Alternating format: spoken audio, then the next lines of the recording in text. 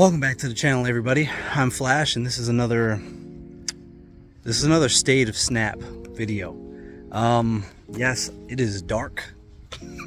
Yes, I'm outside and walking, not even in the car anymore, because now we've I don't even want to call it an upgrade, but we've now modified this into, I don't know what we've modified it into, but we're doing things.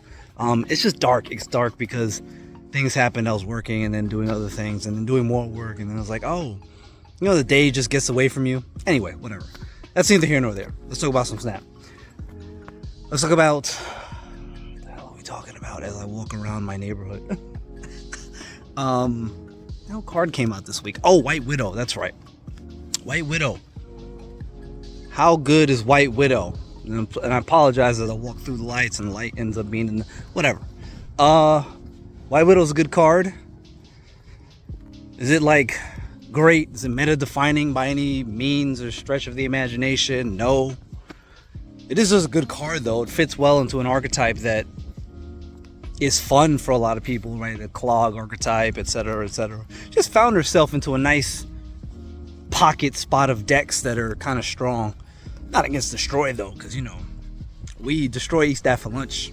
Check that out. Check out that last video, where I showcased Destroy with Lady Deathstrike, who was great against Clog specifically. But it's fine. It's a fine card.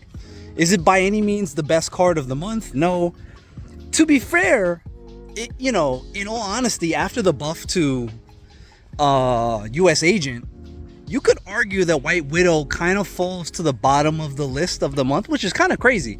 Which now when you think about it, and yes, we haven't gotten Valentina yet, but when you think about it, when you break it down in a vacuum, at the end of this month, you'll be looking at a series of cards that are just very good, a good solid month of cards, right? Some of them have been nerfed, or Red Hulk got nerfed, U.S. Agent got buffed, but you're talking about Red Hulk, and two reds, right? Red Hulk, Red Guardian, White Widow, and then we're gonna finish up, U.S. Agent, and then we're gonna finish off the month with Valentina, who, spoiler alert, is probably gonna be a good card. So there's no duds this month. Now I know when U.S. Agent came out, you could argue that it's a dud, right? But because the card fits in a design previously that it's targeted at specific archetypes, namely stuff like Tribunal, right? It stops that archetype dead in its tracks. Like if you're having a difficulty for whatever reason with Tribunal in your pocket meta, you just dump U.S. Agent in your deck and you problem solved, right? Because they can't do anything to stop that. Because all they want to do is dump Iron Man, Onslaught, and Tribunal in the same lane and just smash you to pieces. But U.S. Agent says no to that emphatically. Even more so now with the card giving -4 to everything as opposed to -3 as it did when it released. I don't think I have any rants today. I don't have any rants this week. Everything was just kind of what the hell?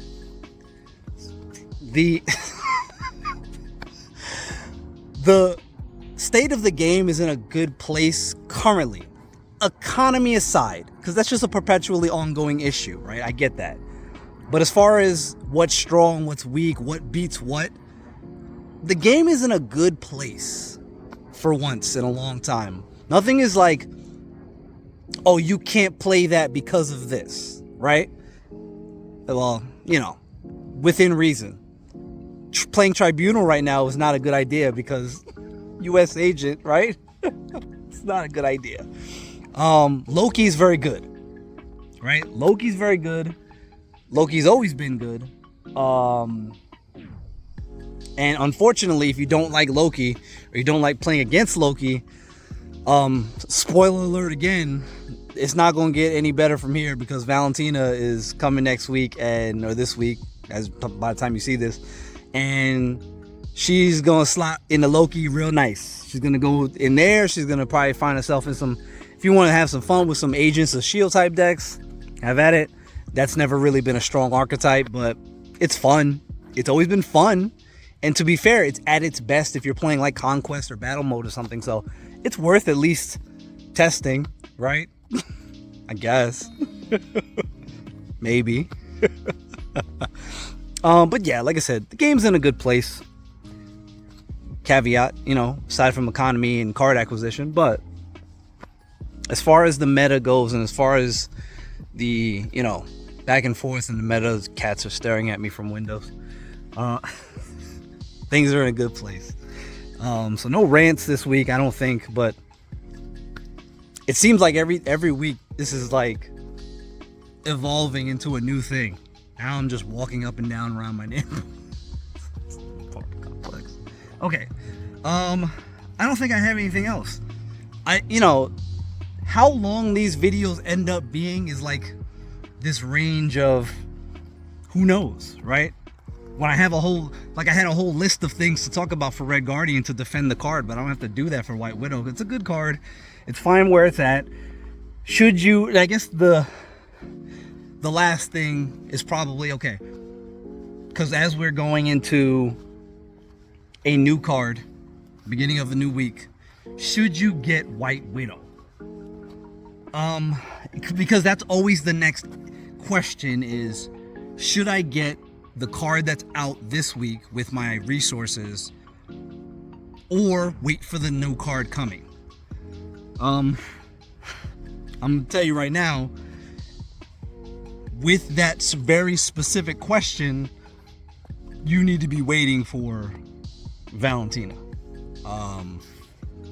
In a vacuum, she's a better card than White Widow. She is poised to be one of the top of the cards for this month. I don't know about the best card for this month, but she's poised to be up there. She's poised to at least make a case for it. Now, obviously, we don't know top from bottom until we get to play with the card and see how things operate. But the list of cards that she interacts with, or she can pull, those 6 drops, there are a lot of good ones. There are a lot of great ones that she can hit. There are a lot of good ones that she can hit. So there are even a few that's like you at first would think, no, I don't want her to hit that card. But then you're like, you know what? Actually, that might not be a bad idea. I could do this, this, and this. You could do something, that you maybe didn't think of immediately. But so to answer that question, save for Valentina. If you're low on resources and you need to be able to pick one, wait for Valentina. I don't know, I can't really say anything else other than that. Out of 10, what would I give White Widow? What would I give Red Guardian? Like a 7, right? White Widow's like a... She has this weird range of like, she's sometimes like a 5 or a 6, but sometimes an 8. Right? Like, I don't... Because sometimes if you play her right, in the right deck, and if you can get her in a spot, maybe with like a Storm or something like that, where they can't put any more cards in there, and now they just have to deal with a -4 on the other side that they didn't anticipate. She's a 2/6, which is good. I guess you could split the difference and call her like a 7. She's fine, but you're not gonna like be upset if you don't have her, basically, like you might be with Valentina, like you might be with Red Guardian, like you would have been with Red Hulk. Those are cards that you want. Those cards, you'll be sad to not have them. Now again, I'm in a vacuum, right? You're talking about things in a vacuum, but yeah, that's it. Well, let's not draw this out any longer than it needed to be. We had a nice kind of breaking off point there, and I kind of rambled, but it's fine. But I didn't give you an official ranking, so that was that. That's where it's at. We're gonna stick with 7. That's 6.5 because I gave Red Guardian a 7, and I stuck by the fact that Red Guardian is a better card in a vacuum. So 6.5 for White Widow. That's it. Catch y'all next week. Well, catch y'all in the next video. But for this series, catch y'all next week. Peace.